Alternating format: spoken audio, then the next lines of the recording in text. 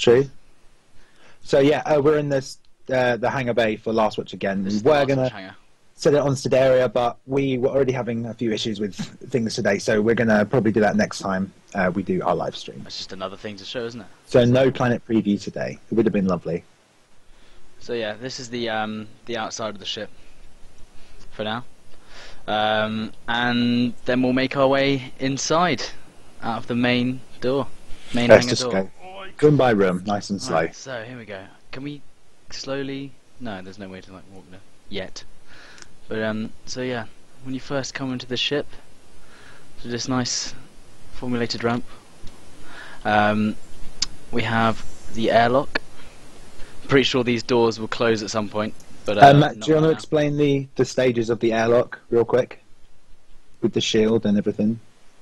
Hang on, you put me on the spot because I don't even know where we're at because my stream's like lagging. Okay, well, bad. he's. Okay. What? All right. Well, we can come back. We've just gone past the airlock. We can come back to it. Yeah, we'll come back to it. Right. So we're in the hangar. Right. Yes. So this is the main hangar.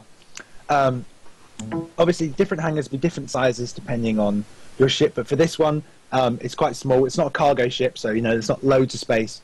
But you can spawn your vehicles in here, and this is just basically the layout for this ship's hangar bay. So just have a nice look at the walls and stuff. The orange strip that is everywhere, that is the color that can be customized. You can pick any RGB value you want, and it will change the color of all of that. I think there's a trim color on it as well. Is there a trim color? Yeah, I don't know which color. There's a trim and a main color, so you can modify the orange is the trim, and the white section that's currently there is at the moment is the main color. So you can make it black and pink or whatever you wanted to make it. Yeah. So we've got things like storage panels that all slide out. We've got ammunition counts for like the missiles, stuff like that. Engine access, which is where you'd have to crawl under to repair and stuff. So yeah, it's all accessible from the side. It all slides out. So yeah, and then should we go into the reactor? Oh, should we go reactor room or should we go? Go reactor room. We've got the crafting bench. What do you want that last? No, let's just move on to the reactor. We'll do the bottom floor first. Can I jump into the reactor room, or that will cause major? No, it's fine. It's okay. But yeah, so we've got so yeah, this is the reactor room, and this is where you can organise your components for shield for the shield and for the reactor, to make things work faster, etc., more efficiently. It's also a room for the resource management as well, such as oxygen, minerals that you harvest from asteroids and whatnot. Also your water for your ship. Yeah, so it's all here. There's your water. Obviously, the drawer's out at the moment, so I can't get in there, but if the drawers are in, you've got metal, water, fuel, and oxygen coming from these tanks up here. So these are all used to power different elements of the ship and for different things. So the metal and the water, the same. Proper like these crates, mate. Similar. Still about the crates, yeah. So yeah, and the reactor, obviously, that's where you go. If it's damaged or stuff, you can repair it from this room as well. So, but yeah, that's basically the reactor's function. Mine's still buffering. Change the quality. If people are having trouble loading it, you can change the quality on Twitch. Actually, can we change the quality? I don't think we can. No, you need to be in the top 300. Yeah, that's not good. But it will be available on YouTube afterwards. But I mean, hopefully, those of you that can see it are appreciating it. All right, should we go up? Have you gone upstairs? This is the room for the escape pods. So these all have nice little seats in them. If you can see there. So basically, depending on what's caused the damage to your ship, once it's reached critical level, the siren will sound, and based on what has caused you to be in this situation will depend how much time you've got to evacuate. Essentially, obviously, if you've been hit by something or something that's caused instant explosion, might necessarily not happen. But if you're critically damaged, then a siren's going to go off, and you'll have to run around, grab all your bits and bobs, and get to these escape pods, climb inside. And it will change to a nice view where you're inside there, and you'll all get launched to the you'll get fired out and automatically taken to the closest planet. And from there, it will send out a distress beacon, and then you can get picked up by like the taxi service, CWC. Yeah. Taken back. Pretty much. My chat's not loading very well. And here you've got the 4 residential areas, I think we can describe them as. So you've got your crew, your medical, your captain, and your dining area. So let's just check out the medical room first. So you've got the bed here, which is where you'd lay a fellow companion when they've been injured in battle, possibly unconscious, to do various experiments. Surgery. You've also got your medical crafting facilities in there to make things like your med packs. Because the way the med pack system works is you take sort of a med kit out with you when you go into the field, and it's got a certain number of charges, and then you can use plants and things like that and medical supplies. You bring them here, craft them into sort of charges for that med kit, so you can recharge your med kit here and then get prepared to take it out. But if someone's been incapacitated or injured, or I think we're going to be looking into like diseases and things like that, or weird alien infections or whatever. So this will be the place to bring them to heal them up and stuff. And yeah, so this is the med room. Obviously, this is just for this ship. Again, this is one of the CWC stand issue ships. So it's very military and very sort of coordinated. So a bandit ship probably won't look like this. Its med bay will be very different. So. Right now, I'm in the captain's quarters. So this is where the captain, whoever you decide to be the whoever captain. you decide, yeah. There's not necessarily always a captain. I mean, if you're playing with 4 of you, it's generally whoever's game it is the captain. Whoever's hosting. Well, yeah, essentially. But yeah, there'll just be storage in here, just for you to store items in. You've got a captain's log there if you want to like keep a journal or a bio for your RP players that like to do that. I know that can be quite fun. So yeah, this is just basically the captain's cabin. Wardrobe. Oh, sorry, the dining room. I didn't show the dining room. This is where you like chill out, make a cup of tea. Make a cup of tea. Grab your food. Yeah, obviously you need to eat and drink within Wayfarer as part of the survival mechanics. So as long as you've got water stored in your ship, which you'd mine from ice asteroids and stuff like that, you can use the taps in here to refill your canteens or take a drink. You can also bring your food here and storage, put it in the storage areas and then cook it. Different food will have different benefits, stuff like that. You can prepare meals that will, everyone that will be able to feed everyone on board the ship. So if you're flying somewhere and someone else is repairing one of their guns, and someone else is sorting out their inventory, doing some storage, you can commandeer, cook up a meal for everybody, and then give them a shout, and everyone could come and grab a plate and eat some food. It's important. So yeah, that's the kitchen. And then the last one is the crew's quarters. So slightly smaller beds. Yeah. They serve a purpose. Again, this is gone. I was going to say we were going to do the thing with if you've taken minor damage and you take a rest, you can lie down in your beds and get your health back pretty much. But that's only for minor things. For major things, you'd have to sort that in the medical bay. Well, we are going to be doing a kind of fatigue mechanic to a certain extent, in which the beds will come into play in that, but we'll talk more about that at another date. But again, there's storage in these crew quarters where you can put items and stuff, because obviously when you die you'll drop your items, so you want to leave some stuff on board ship, and you want to have as much inventory space as possible when you're heading out, really, because you want to be able to gather and collect as much as you can. So I'm just heading up to the what's it called? Cockpit? The poop deck then. What is it? It's the cockpit. That's right. So here's the turret controls. There's 2 of them. I think you should be able to have more turret control. Can you tell the turrets from the pilot seat? I can't remember. I think the pilot gets a separate weapon they get a separate thing. Yeah. But yeah, you'll be able to play. You'll be able to choose between the different turrets. And depending on the ship, obviously, and the ship size, I mean, some ships may not necessarily have turrets if they're geared towards, one or 2 man crew, but a big ship like this has got its own separate turret stations. So if you get into a dogfight, you've got 2 turrets that can be used by the 2 other players.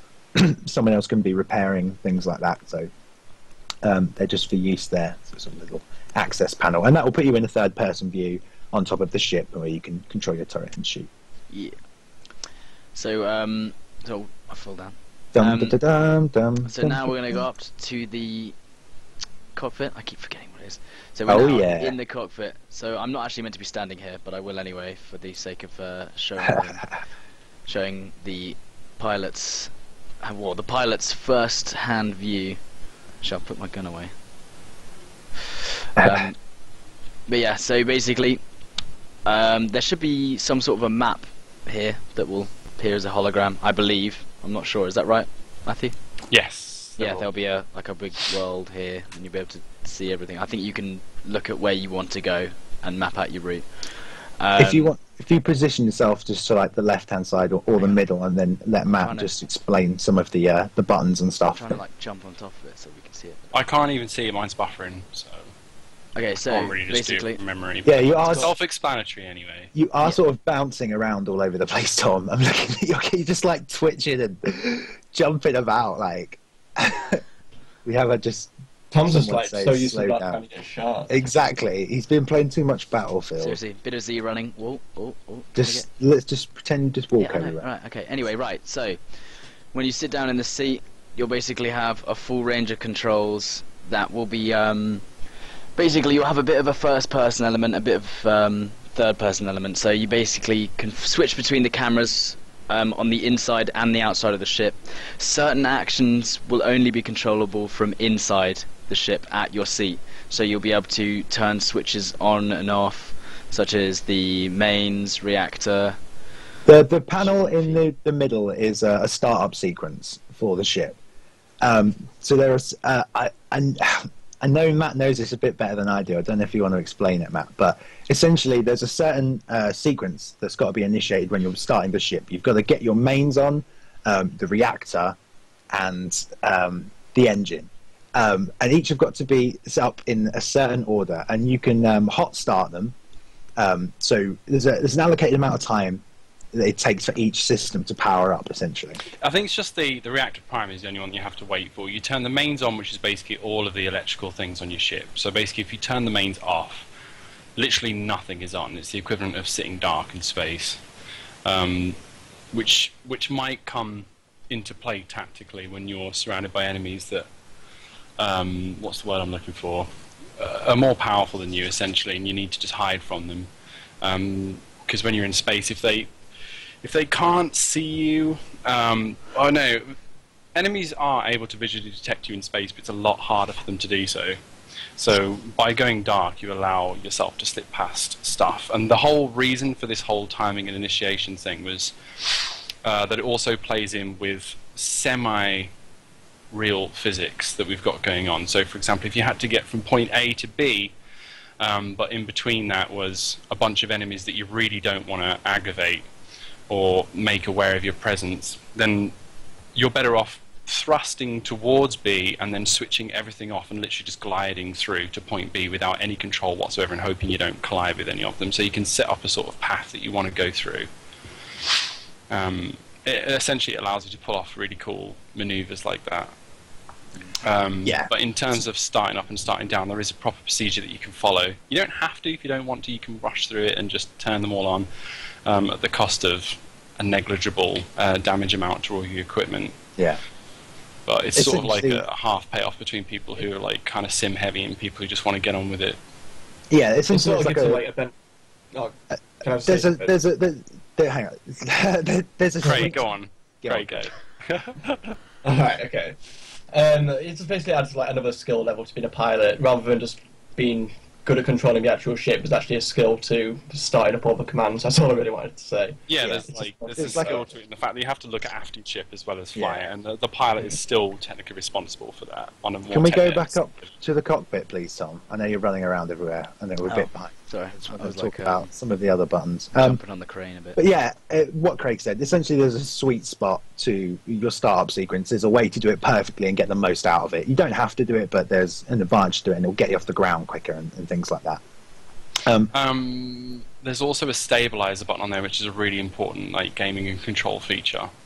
I have no idea where we are on the ship. I'm still on the crane. I can see the stabilizer. But anyway, yeah, the stabilizer button basically simulates more closely anyway Newtonian physics in space. So the spaceship itself has automated stabilization systems. So when you're traveling through space, it will behave more like an aeroplane in an actual atmosphere rather than just floating around in space. Yeah. But if you turn the stabilizers off, it allows you to do such things as, if you've already got forward velocity going forward and you start to turn, your ship will still continue in that identical velocity. So you'll still be moving forward, essentially. There's no... You'd have to combat that force yourself by turning around on the spot and thrusting in the opposite direction. But basically it allows you to pull off really cool maneuvers, like, you know, if you're going and someone's really on your back and you can't shake them because their maneuverability is a lot faster than yours, and obviously this is a big, massive, heavy ship, and no one's around to man the turrets, you could literally turn the stabilizers off, flip the ship around 360, continue in the direction that you're going, but shoot backwards with your forward turrets as a pilot. It will allow you to do, like, really cool maneuvers like that, basically. Exactly. You can come up with your own sort of interesting ways of using it. It will essentially... at the end of the day, it simulates drag, is what it actually does. Yeah. Stop zooming in. Makes it a lot easier. Yeah, Tom is so twitchy with this.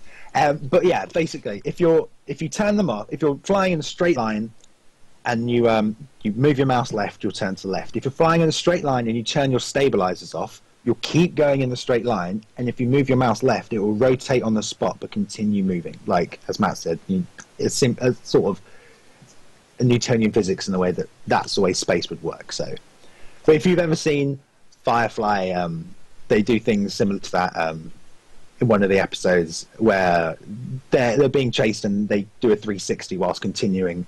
I think someone literally just spoke about that in chat. Yeah, exactly. Crazy Eye. Yeah, Crazy Eye. Exactly. Yeah, that's what it was called. That's quite weird. So yeah.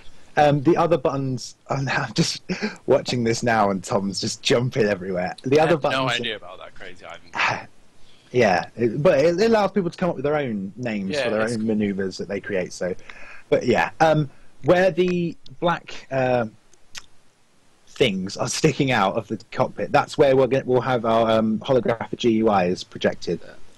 So there'll be 3 different GUIs that you can switch between. There'll be a combat one, which you'll want when you're in combat, and that will show you your target, you know, which ship you're focusing on, and basically you'll have a nice big crosshair. It'll be easy for you to track targets when you're in combat, when you're in space combat.